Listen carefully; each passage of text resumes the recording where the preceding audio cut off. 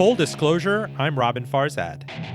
This week, perhaps the most connected person I know, Professor Sree Sreenivasan, former Chief Digital Officer of New York City and the Metropolitan Museum of Art, on what you should be doing right now, this very moment, in the teeth of this jobs crisis to expand and shore up your professional network. Stay with us. Full Disclosure airs on NPR member station VPM, using the power of media to educate, entertain, and inspire. More at vpm.org. Joining me from the Upper West Side of Manhattan is Professor Sree Sreenivasan. He is the visiting professor of digital innovation at Stony Brook University, famously chief digital officer formerly of the Metropolitan Museum, the City of New York City, and even Columbia University. Hi, Robin. Good to talk to you. We seem to talk only in times of crisis, mine or the planet's. I don't. No, I called you last time in a time of relative peace. What was it, 1 or 2 years ago, where you were urging people at a time of buoyant markets and near full employment to use that time to make sure that their networks are fortified and strong, and to check in on people, not for transactional reasons, but just to make sure that the network is there, that you care for other people. And everybody was in touch with me this week and said, I would love to hear from Professor Sree again. Thank you. And you're right, that could describe 2 years ago, but it also could describe 1 month ago when things were so good. It seemed like for many people in this country, it was never as great as it sounded in the publicity materials, but it certainly was a different time from where we are today. Just underscored for everybody, 22 million jobs lost in a little bit over 4 weeks. That has not happened. Even, I think, in the throes of the Depression earlier, if you adjust for population, we've given back all the job gains of the post-financial crisis period. This is really a whip-lashing moment. And I'm sure you've been contacted by all manner of people who are suddenly obsessing over LinkedIn or either lost their jobs or fearful for their jobs.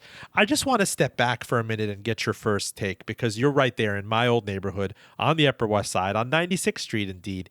And when did this become deadly serious for you? And moreover, did you have any inkling that you were going to be at ground zero, at least in the United States, for the global pandemic?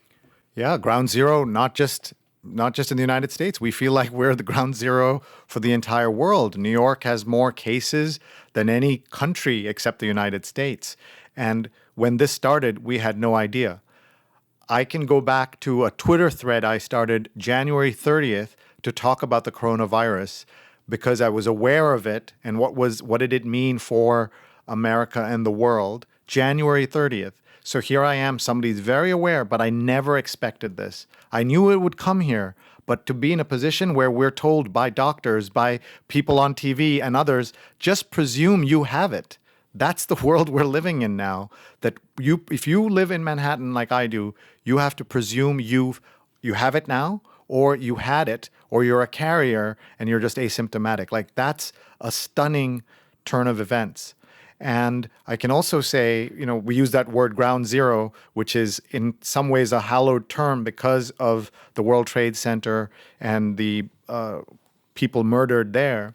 But I can tell you that when people say this is like 9/11, I say in some ways it is, and in some ways it absolutely isn't. In terms of the changes that need to come after this, is nothing like what happened after 9/11. After 9/11, nothing changed except in a few sectors. If you were in the military, it changed. If you were an Iraqi in Iraq, it changed. If you lived in Afghanistan, it changed, because millions of people died. Thousands of Americans also died. And we had all that money spent, trillions of dollars spent. And nothing changed in America except the security theater at the airport, at buildings. But apart from that, nothing changed. Today, things have to change. The other comparison to 9/11 I'll make is a very personal one. I am now doing the math, and in 4, 5, or maybe even 5 people who have been to my house or whose homes I have been to in the last 20 years have died from COVID-19. And that same number of 9/11 was 0. Of course, we knew people who escaped. We knew people who didn't go into work that day. We knew people who died. But that comparison of 4 or 5 to 0 tells you the scope of this particular tragedy in New York.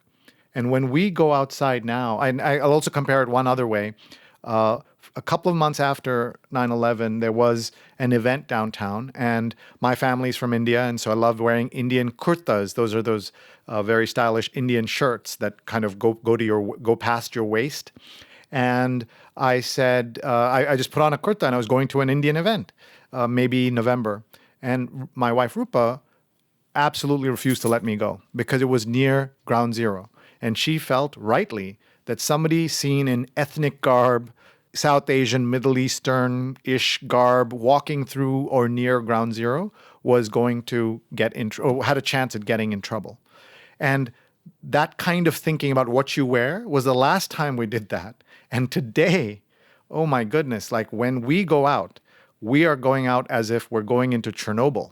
Like we don't know what's about to happen, so we wear masks and gloves and think about every single thing we're going to touch, because by accident you do something wrong, one thing wrong, and you could pay for it with your life. That's how bad the situation is. Our dog is doing her part. Tara, who you've met, Tara was a newish beagle when you met. She is now more than 4 years old, and she used to go to the bathroom 3 to 4 times, get 3 to 4 walks a day, and now she gets 2 walks a day, and she's doing her part to keep us all alive here. The other thing I do have to give a shout out to her, because she's lying on our bed, is I get up, and I've been told, as you have as well, that a loss of smell, the sense of smell and sense of taste, is a sign that you might have COVID. And I've never been so grateful to have such a smelly dog. There's the quote from Vladimir Lenin: there are decades where nothing happens, and there are weeks when decades happen. And when I first saw this, I think on Twitter, one of the platitudinous things on LinkedIn several weeks ago, it really did have me think back to 9/11. I was on the way to work that morning. I was on a crowded subway train beneath the towers, and I got off at Wall Street and ultimately continued on to Brooklyn Heights and watched the atrocity kind of transpire in this gorgeous, crisp, early autumn morning. What I was thinking of, and I lived in New York for more than a decade, is this kind of throws the entire New York sociological compact into question. I mean, you're supposed to be able to go on a crowded subway train and not think twice about it, and not freak out if it's 8:20 a.m. and you have to squeeze in. Things happen, but I can't just imagine people being inches apart anymore. I completely agree. And can you imagine having to go on a plane, and that first international flight you take and somebody coughs? What's going to happen to that guy? He's going to be escorted off the plane with or without a parachute 30,000 feet up, because everyone's going to freak out. And that's the world we're heading into. And I have my parents and my in-laws live in India, 15, 20 hours away. My kid brother lives 12 hours away in Dubai. When will I see them again? Those are all things that we never imagined we would be thinking about and wrestling with.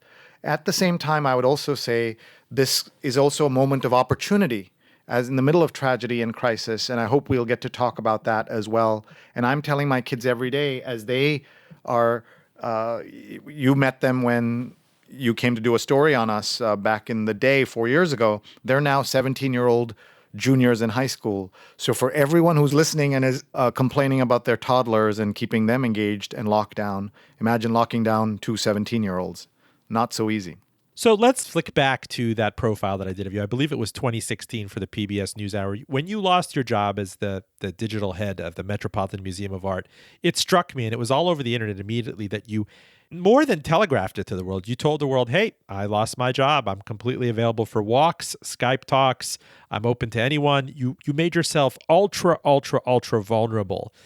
And you used the viral aspect of the internet to your benefit. The fact that everybody was going to share this, that it was going to be sent around. It was like the ultimate job posting. And we asked for tips and lessons learned from this thing. Like you did that in a moment of crisis. You did that in a moment of peak, and the world was in some way professionally falling apart for you. But when you picked up the pieces, when you were employed again, we said, what could you share with people that they could do in a kind of a peacetime thing? So I promised you, when and if a financial crisis would return to us, that we would come back and get your best advice and lessons learned as of the week of it happening. So in this case, I want to get a sense to start with for the kinds of overtures you've been receiving, the kinds of approaches, the kinds of parenthetical asides and things that people have been sharing with you in the 4 or 5 weeks since this has been declared a pandemic. Yeah, this has been an unusual time in so many ways, but in my business of being a digital consultant, people are contacting me because in a way, for 25 years, I've been talking about this, that the way we're working needs to change, the way we're thinking needs to change. And not because I'm some prescient person, I just know that we needed to work on digital transformation of companies, organizations, governments, and people. And individually, you can do that as well. And that was our effort, and that's what I've been preaching and thinking about and wrestling with for 25 years. And I've gotten all kinds of folks contacting me, some to help them move their conferences onto the internet, make them virtual. I've had people contact me for memorial services and making them online, very tragically. I've had people saying, how do you teach online? I've been teaching, my first course for money that we did at Columbia was in 2011, almost a decade ago. And today I have all that learning, 10 years of learning, and I'm still having my own adventures teaching online. And we can talk about that also as, how are people supposed to adjust? The teachers in all over the country, as you know, were given 2 days to take everything they've done ever in real life classes and turn them into some magical online course. And that was unfair to every single teacher that happened to. And you know who else it was unfair to, Robin? Also the students. Yes. Who, just because they're young doesn't mean they'd ever been in a Zoom call. They'd never learned anything remotely. They learned so much remotely via YouTube, but they had never learned for grades and where a professor can see you. Like the YouTube people that, PewDiePie is not watching you when you're watching him. Right? It's that those are the kinds of things that nobody was ready for. Nobody, including me. And so when you say, what the kind of outreach has been, nonprofit organizations asking to help them because they're under existential threat right now. Many of them that depend on money raised at physical galas. How do you do it online? There are some things that you can do online, but they're different, right? So every day, people are contacting me, looking for help, looking for assistance, looking for ideas. And what we want to do is be a connector who can help you think about all of these things in this difficult time. And one of the things that I learned doing this kind of work is that your clients are in desperate trouble. That's not when you're trying to sell them anything, right? So what you're doing is solutions, not sales. And I just did an interview with Tanya Reese, who is part of Edelman's public, they do these barometers of trust. And she's done one already on COVID-19 and brands. And the message from the public to brands and companies was, we want solutions, not sales. And I thought that was very clear and very helpful for the work that I'm trying to do. Just be helpful to people now, and then don't worry about how much you get paid, if you get paid, etc. And that will benefit everybody. And that's how I'm trying to operate right now. Full disclosure, I'm Robin Farzad. You're listening to Sree Sreenivasan. He's a visiting professor of digital innovation at Stony Brook University, formerly chief digital officer of the City of New York, the Metropolitan Museum, and Columbia University. I'm wondering, and I've posed this to other questions, I seem to get a miscellaneous email from a brand I've interacted with every other day saying that, just for the sake of saying that we're here and we're in this together. And at what point, that's kind of tone deaf. I understand that brands, their businesses, they need to remind people out there they can't afford to just go comatose for 3 or 4 weeks at a time. But it definitely feels like overkill at this point. Oh, I know exactly what you're talking about. A lot of people are in that position of getting these emails, and they're like, "Boy, I don't even remember signing up for these guys."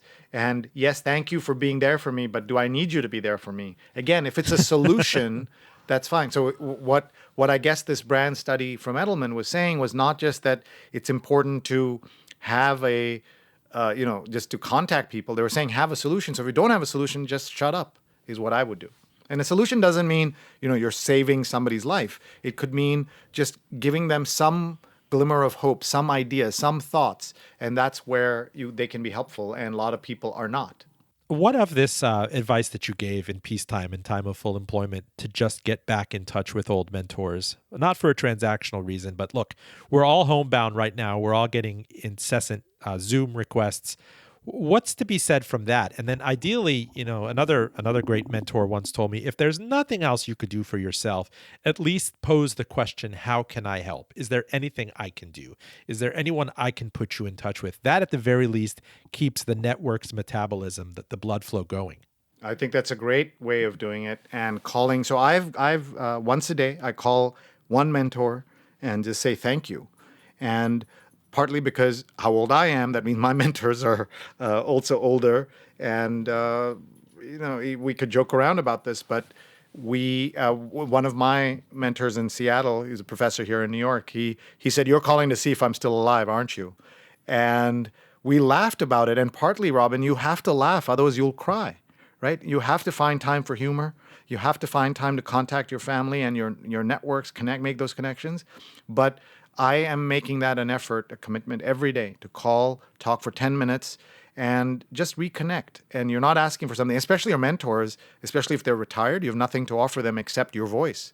And in every single case, they're so grateful. And they're like, "Hey, you didn't do what you usually do, which is try to make an appointment. You actually picked up the phone and called." A lot of people are rediscovering the power of the telephone, not the texting part of the telephone, but the telephone itself.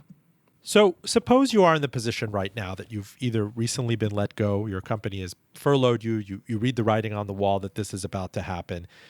You realize that maybe there's a month or two of government stimulus and some unemployment left. What, if anything, can you be doing right now to make the best of this awful, awful, hopefully just once in a lifetime moment?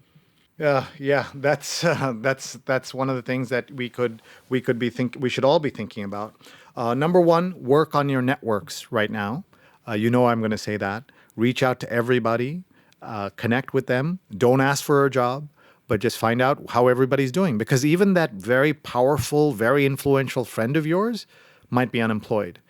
A guy or gal you thought would never have any trouble in his or her life is probably in trouble as well. So first ask, and then be there for them and talk, and then it'll come around to you. And then they'll ask how you're doing. And then you explain what are the kinds of things you're looking for, what your situation is, what about health and safety, all of that. And the other thing that I'm making a campaign for is I'm calling it work on something. We all have projects that we wanted to do. And I don't just mean painting the kids' room. That's a project too. But other projects that we wanted to work on. We wanted to be a stand-up comic. We wanted to write a novel. We wanted to write poetry. We wanted to start a podcast. All the good podcasts are taken, especially full disclosure. But, Oh, shucks. yeah. So are there other things that you wanted to do that you've never had a chance? This is the moment when we all have, for better or worse, more time on our hands. Some people have an hour of time that they're not commuting. Others have 20 hours because they're not working. All of that could be channeled into something positive, and it doesn't have to be huge. It could be just for yourself to work on a single thing if it will work on your skills. A way to think about it is it something you could add to your LinkedIn? Or if someone asked you, what did you do the 7 weeks you were unemployed, the 3 months you were unemployed? What did you do? And you can't say, I just worked on finding a job. Especially in this environment, people know there's not much job hunting going on. Or career people at the other end, HR people are not sitting around getting those calls or taking calls. So this is when you have to go out and see, can you work on something for your resume and for yourself? So the good news is, the tools that do all this are become so much easier than even 2 years ago in almost any category. It's much cheaper, almost all of it free, and all you need is time. And now you have time. And you have an entire world of people who will not only just welcome your attempts at something, they will also tolerate your bumbling and fumbling around as you try to figure this out. They will be kind to you because they also have time. And if we all worked on something, we will learn something that will be helpful. So let me tell you my 3 things that I wanted to do. And that has become my COVID project. And the 3 things are, I wanted to learn how to use YouTube, not as a user, we all use it as a user, but as a creator. How, not as a consumer, but how to make things for YouTube. So that was one. Number 2, there's an app called Canva, Canva, so Canvas without the S. And it's an image editing design software that's really amazing for making flyers, making social media posts, things like that. And I wanted to learn how to use the free version. Why? Because I'm cheap, but also I could then say to people, here's a free tool that does 95% of what you would want. So those are 2 of the things. And the third was that after 9/11 and various crises that have hit us, 9/11, Hurricane Katrina, Sandy, the tsunami of 2004, I learned that there is a role for journalists who, in the middle of all of those crises, right? The only people who rush toward danger are first responders and journalists. And the journalists who go in are amazing, and they need to go in, and we need to support them. But there's also a role I discovered for a curator, somebody who sits back, a little more cowardly, sits in his office at Columbia at the time, and just gathers good information and feeds it to the public.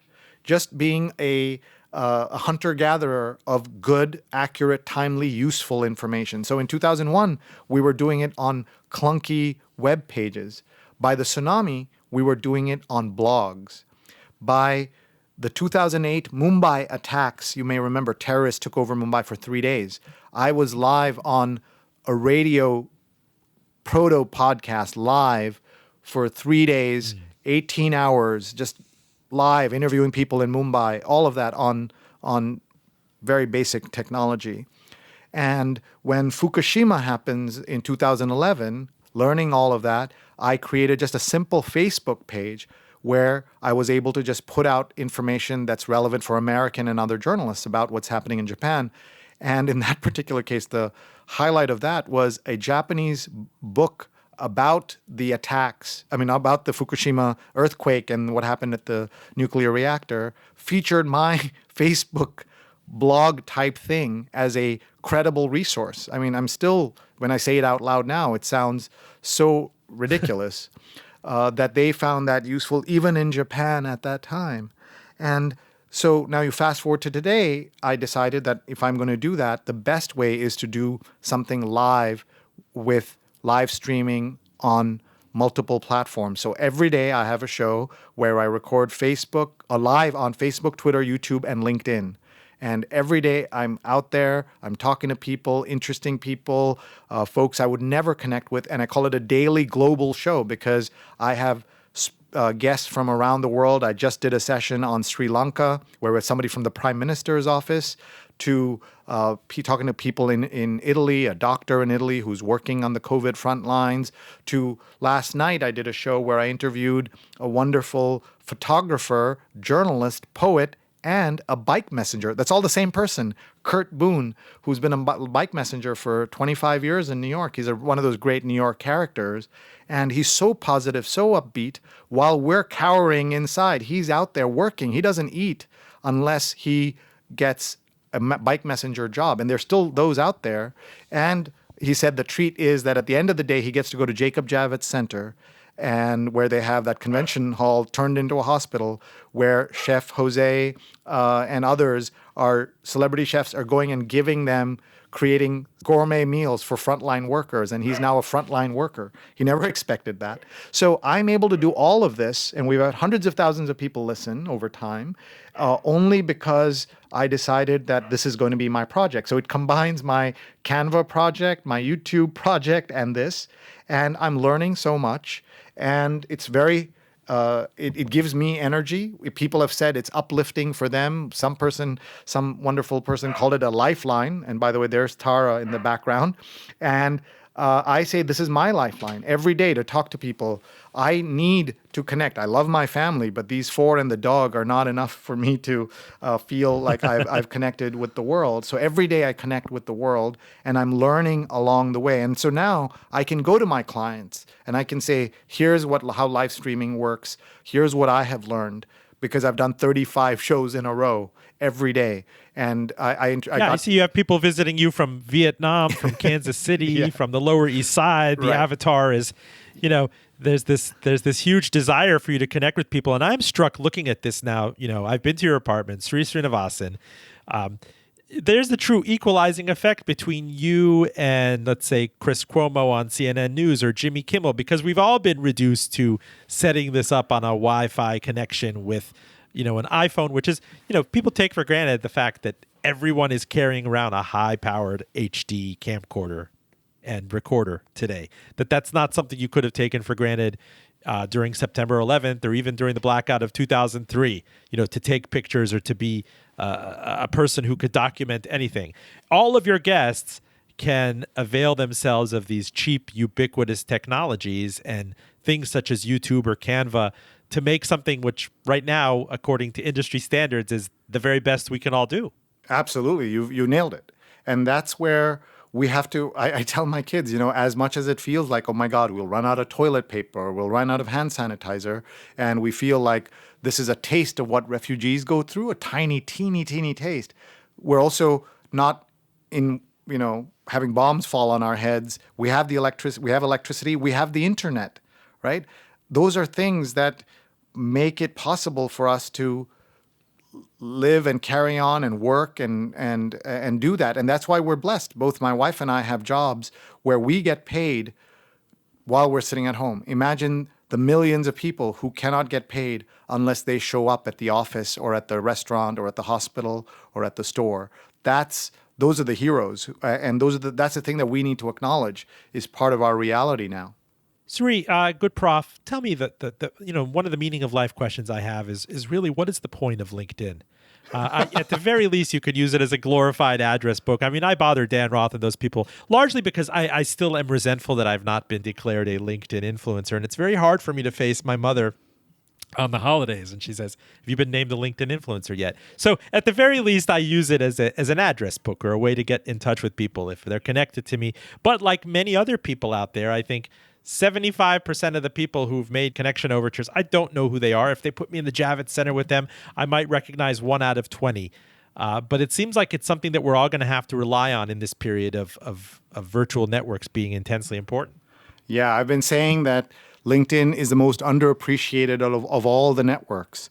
There's so much opportunity, but people don't use it properly. I don't think even everybody who needs to use it understands it. And we're all learning how to use that and what we could do with it. And so what that means is just having a place where your professional networks are all listed is useful. It is not a replacement for all the other things we've talked about doing good work, about connecting, about reaching out in more traditional ways. It does not replace that, but it becomes an easy way for people to find you and connect with you when the time comes. So I also tell people, use my LinkedIn by seeing who I'm connected to, who am I reaching out to, who's in my orbit. And that's one of the ways that I can be useful right now. I have many students, current and past, who are looking for help, and I'm able to tell them, go onto my LinkedIn and see who I know. And that's one way in which I can be helpful right now. So you're not a LinkedIn influencer, but you don't have to worry about that. Instead, tell your mom that you are a nice person, and that's more important. And I can't even get access to a good therapist to complain about it. So here I am using you in in a moment of crisis. But I do want to, walk me through exactly how you do this. So I can't imagine the volume of emails and text messages and Slack and whatever direct messages that you get during the day. But suppose a former student gets in touch with you, or somebody who would cross paths with you at the Met. You are so intensely eclectic. I can imagine you being at O'Hare and meeting a poet, and then you're availing yourself of that person's network, or the way I connected you to a young woman who was looking for work and you mentored her. If that person is getting in touch in this environment, what do they do initially? Do they ask for a phone conversation? They can't just cut to the chase and say, I see you are connected to so-and-so in LinkedIn. I would appreciate an introduction. Yeah, so what I would say is, I had that call this morning, 7 a.m. Somebody asked if we could talk, and I said 7 a.m. works. And you wouldn't believe, by the way, how many people will say, oh, I'm sorry, I'm too busy, I don't get up that early. So if you're reaching out for help, you adjust your calendar, right? Unless you have, kids and things like that, and 7 a.m. you're getting ready for Zoom school, so you can't do it. But I've had people say that to me when I give them, two options. They say, "Oh, sorry, those times don't work for me."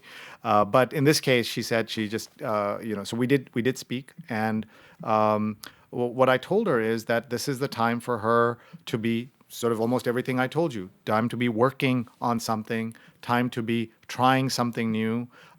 Being very honest with herself about what is she capable of, where is she willing to go to work, how many different types of technologies does she know, is she as open-minded as she thinks she is? And the answer is no. Not everybody is as open-minded as they think they are about certain things, and there are so many ways in which she could develop her skills, put together that sizzle reel, as we call it, of the things she's done, put together a really good portfolio, work on a couple of new skills that she's been wanting to learn. In journalism, a lot of us, including me, get by because we're a deadline-driven business, and you're able to just turn it in and just move on. But now is your chance to go back and fix some of those things, or really learn them and not BS your way through them like a lot of us have ended up doing in journalism because we don't have time.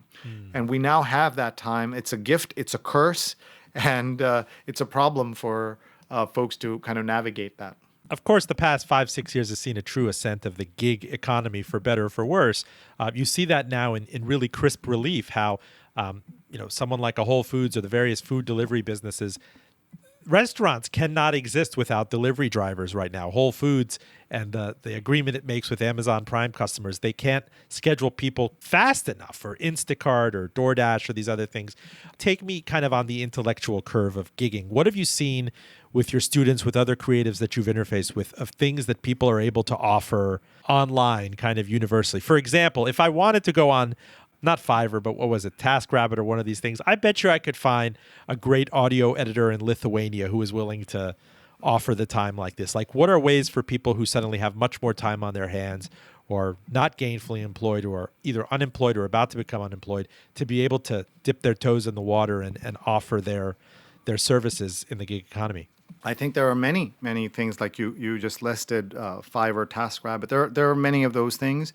But I think if you're truly a creative person, you could, let's say you're a musician, there are so many musical efforts now run by some of the most famous musicians in the world looking to spotlight great talent, or are looking for help.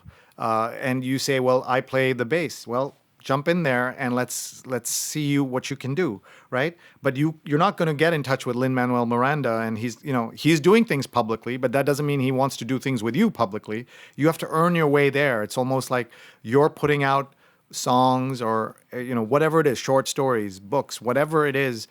Books take much longer, but short stories. There are things that you could do. We've had a month.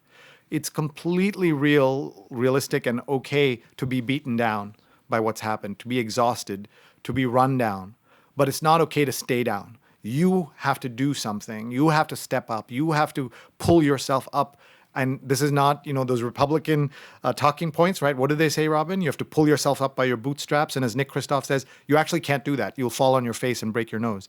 What I'm saying is you want to prepare for the trouble that's coming ahead, that is already here, but also when the world clears, as it's going to, It's not going to be that V-shaped bounce back that the president keeps saying. And it's not going to be the U that people say. V means immediately down, up. A U means down, and then low, stays low and then goes up to create a U. I think it's more going to be a reverse J, where it goes down, stays down, and then comes up a little bit. And over time, it makes that U. For 2008, or let's say go back to 9/11. 9/11, that U took matter of months, right? 4 or 5 months, we were able to understand the contours of where things were. In the 2008 crisis, it took 3-4 years for people to feel like, okay, the U is back. This could be years and years, because we don't know about second waves, third waves. You don't know who is, terms like that we hadn't heard about. I'm going to do a segment on just the language of the virus, right? Words like apex and shedding and flattening the curve. These are all things that we never knew that we have to care about. And what does the world look like after this? One of my friends did a story about how you can see the sky in parts of India that you couldn't see the blue sky because there's less pollution now. We're making less with, the smallest thing you can do, you should try. In our home, we said we're not going to use paper towels, the standard Bounty type paper towels. And it's been a month without paper towels in this house, and we probably ran through without ever thinking about it. So many paper towels. And now we use washcloths and we wash them by hand or wash them in the machine, right? Like, just thinking, what are little things that you can do that are helping ease the burden of the planet. I'm hoping that this will wake up people, but knowing the politics of this country and knowing how much people are divided and are anti-intellectual and the people who are going to save us are the people who believe in science and the elites that are demonized by the president and others. So without getting political, I just say to everybody, what is one small thing that you can do? You can try to do the big things, but work on something small that you can do as well. Full disclosure, I'm Robin Farzad. You are listening to Professor Sree Sreenivasan of Stony Brook University, where he is Marshall Loeb Visiting Professor of Digital Innovation. Sree has worn a million prestigious hats. He was formerly Chief Digital Officer of New York City and the Metropolitan Museum and Columbia University. He's variously podcasting, he's YouTubing, he's linking in. Before this pandemic, he'd be on flights to South Asia and Southeast Asia. I want to get an idea, if you can look into your crystal ball, what is this going to do to some of the, great developments that we thought we had in, both for better or for worse? I mean, for example, co-working. Are we going to jump back into that immediately? WeWork is in a crisis right now. Working from home, is this going to become less taboo or less exotic than it used to be? What about trust issues of getting on the subway or getting on a crowded flight? And I just think about general comedy. I mean, shaking a person's hand, hugging a person, the warmth of taking one-on-one meetings with everybody. I'm certainly very sick and tired of Zoom. I miss human interaction. Yeah, that's a lot of things. I always say, by the way, that I'm not a good predictor, because if I were, I would be very rich, because I would have predicted the rise of a lot of different things properly, instead of just saying they're going to happen and not putting any money down. Well, let's start with the lowest hanging fruit for anybody who's been reluctant to go full on digital. I mean, this has kind of forced everybody's hands. The TV networks are seeing advertising decimated. I think Barry Diller was on CNBC remotely today, and IAC owns Expedia. He says we typically do $5 billion in advertising a year. We won't even do $1 billion this year. For those people who were on the fence about digital, espousing digital, this is going to kind of force the issue. Absolutely. And I, in fact, retweeted that same topic, the same quote from Barry Diller, that from 5 billion to 1, and that's just one company. And that across the board tells you everything you need to know about how bad things are going to be.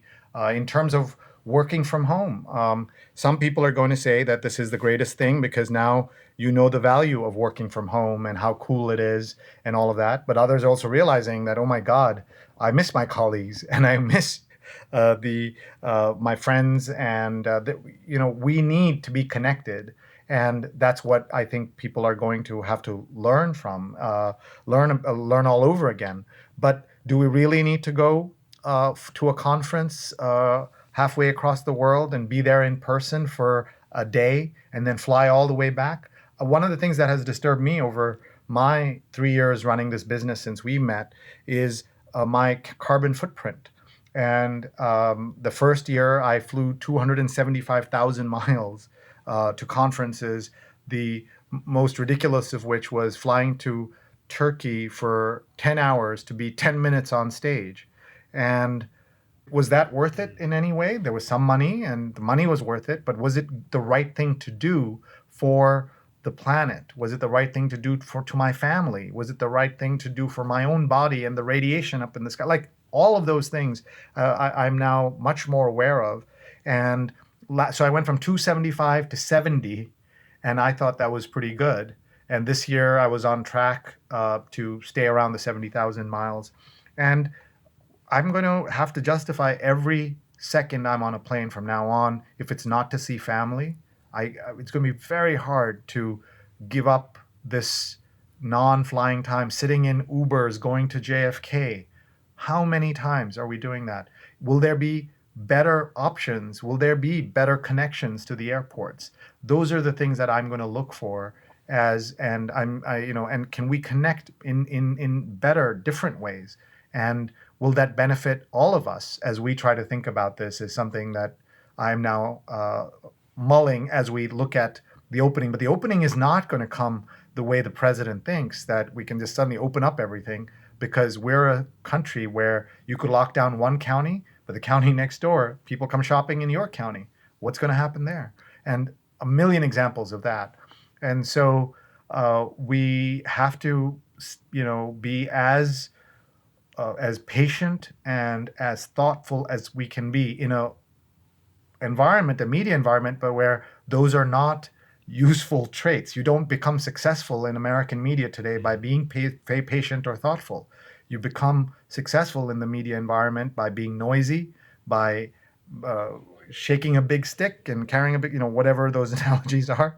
And I am worried about how we come out of this. I'm hoping it'll be all positive, but I am worried that it will not be positive.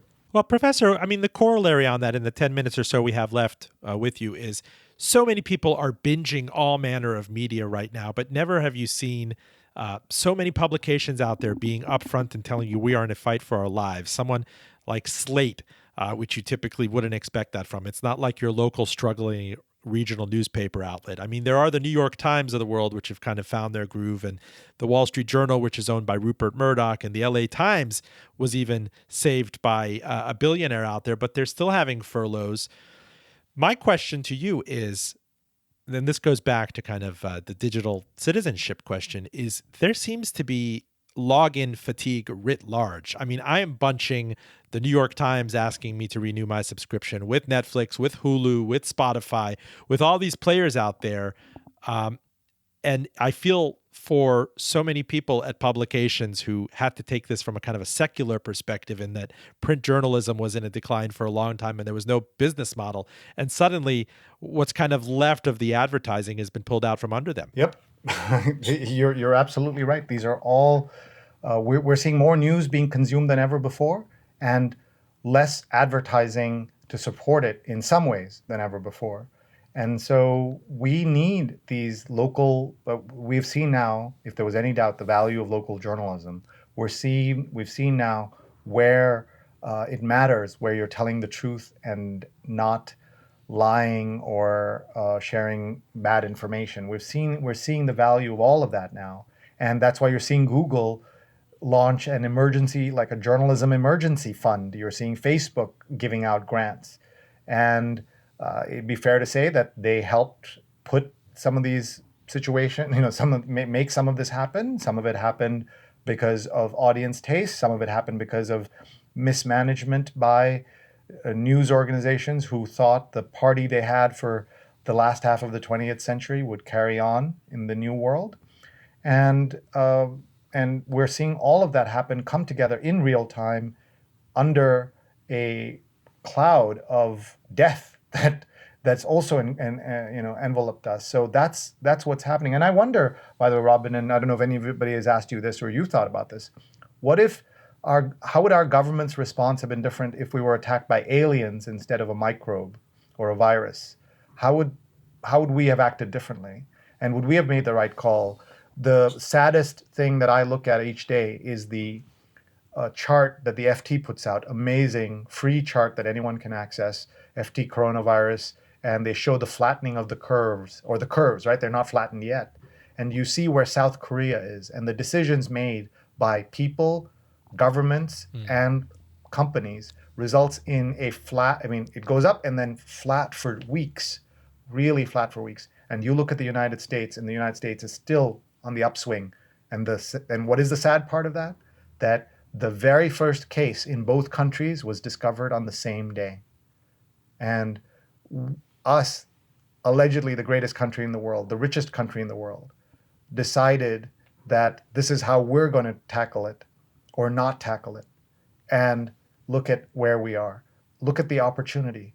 Look at every mistake that governments at the national and local level made. And when you're on your Facebook, as I was yesterday, yesterday was an example of a day that I'll never forget. I opened up my Facebook in the morning in bed, as we all do, and 4 out of the first 6, 7 things I saw were of people who died on, somebody in their family died from COVID-19. Somebody's sister, somebody's brother, somebody's grandmother. Now, she was 90, but she didn't have to die that day, right? Not today, right? She lived a great life and everything, and we're glad she made it to 90, but there was no rule saying that she can't make it to 91. But she didn't because of this, and this is where we have to hold our political parties, our politicians accountable for this. And we have to do this absolutely now and after the crisis is over. And the other thing I was just going to say, on the other end of the same day, we received this package in the mail from Vancouver, and we opened it up, and in it were a bunch of face masks, maybe 100 face masks. And I was so moved by that. And I look and I don't recognize this name. And it turns out it's a friend of mine in Hong Kong who bought 100 and gave it to a friend flying to Vancouver, who then went to the post office and mailed it to us. How incredible. What a gesture. And then she deliberately bought the kind that I haven't seen here, which are each are in their own Ziploc bag so that you can hand them to people.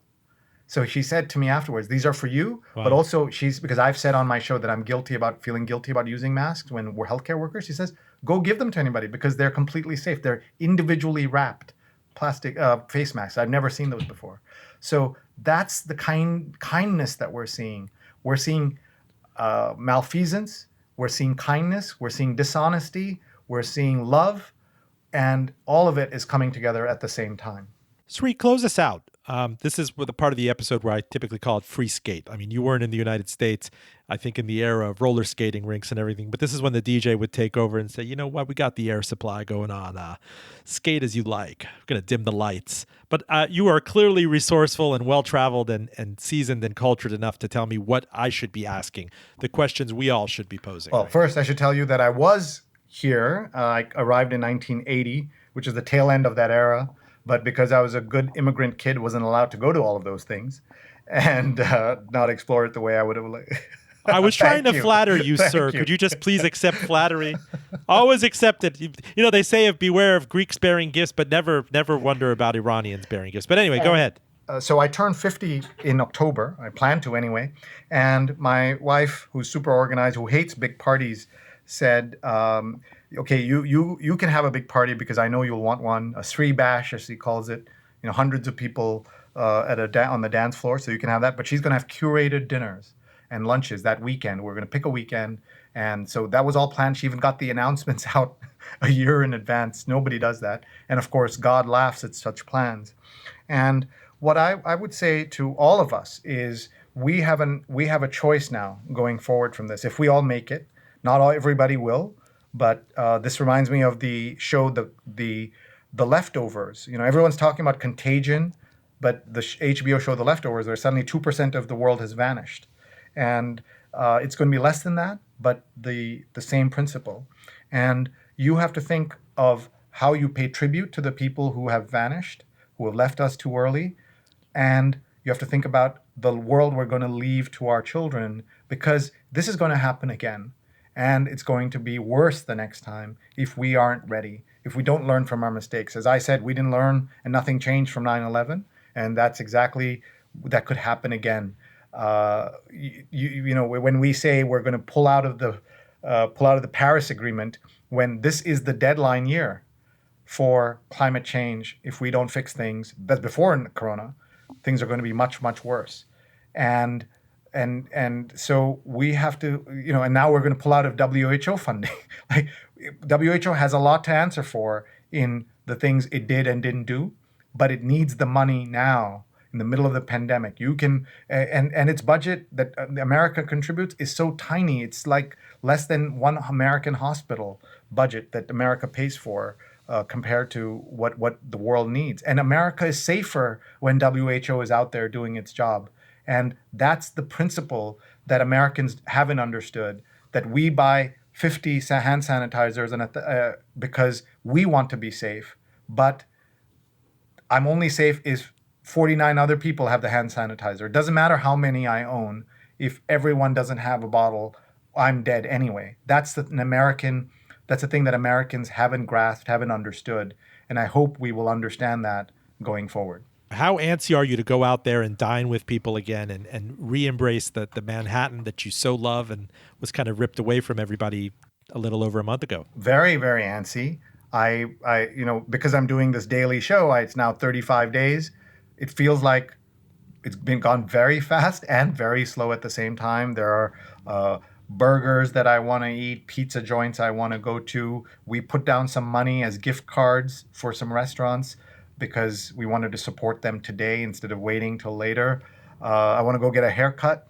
And I just want to be the New York City we love. But I'm going to be very cautious, especially with my children, and saying it looks completely, I'm looking out my window right now. It's a beautiful day and clear and clean, but there's something in the air that could kill us.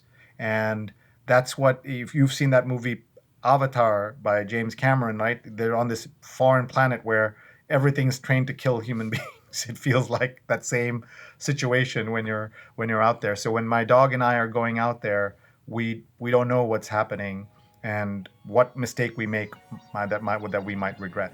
Professor Sree Sreenivasan, needless to say, you are always welcome on this show. I'm grateful to know you. I'm grateful to avail myself of your network, which just blows my mind. It gives me an aneurysm every time I try to get around your connections on LinkedIn. But you, sir, are one of a kind, and nothing but the best to you and your family. Same to you. Thank you for what you do.